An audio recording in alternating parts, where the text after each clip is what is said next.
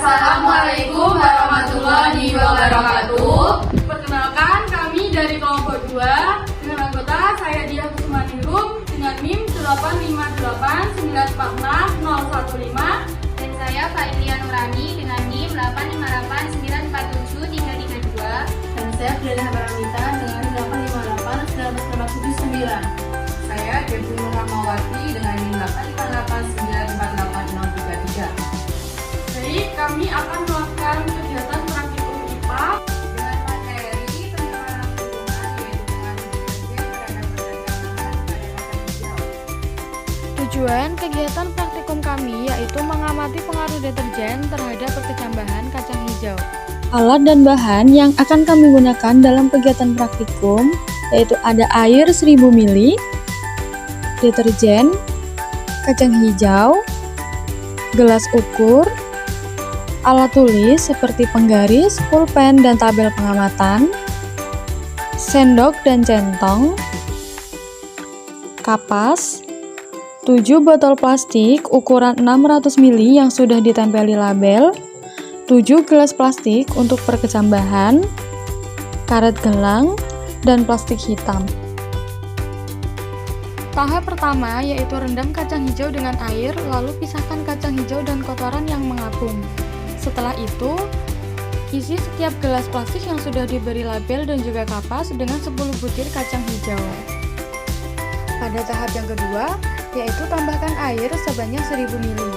Lalu masukkan ke dalam wadah yang sudah diberi deterjen sebanyak 1 gram. Lalu aduk deterjen dengan air hingga merata. Pada tahap ketiga, yaitu ambil 500 ml larutan deterjen, lalu masukkan ke dalam botol plastik dengan ukuran 600 ml yang sudah diberi label 100%.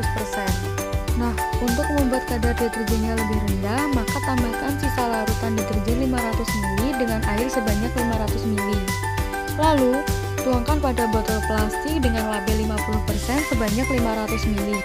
Ulangi tahap-tahap tersebut hingga kadar deterjennya menjadi lebih rendah, yaitu 25%, 12,5%, 6,25%, dan 3,10%.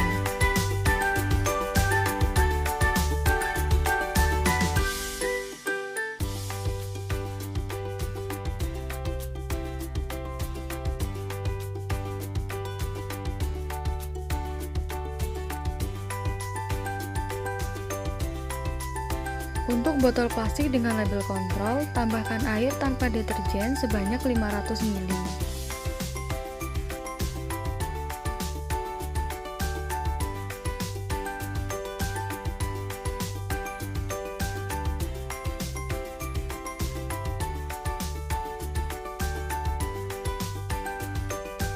Pada tahap keempat, yaitu siram kacang hijau dengan 4 sendok larutan deterjen.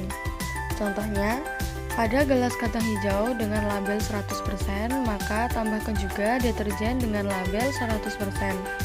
Selanjutnya, untuk gelas kacang hijau dengan label 50%, maka siram juga air deterjen dengan label 50%. Ulangi tahap tersebut hingga selesai. Tahap kelima, yaitu menutup kacang hijau dengan plastik hitam. Setelah itu, lakukan pengamatan setelah 24 jam dan 48 jam. Kacang hijau yang tidak tumbuh akan dicatat memiliki panjang ukuran 0 mm.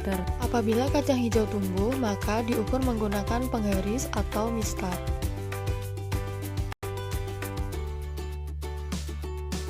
Ini adalah kacang hijau setelah pengamatan 24 jam. Kacang hijau yang tumbuh hanya pada larutan dengan label 6,25%, 3,10%, dan juga kontrol.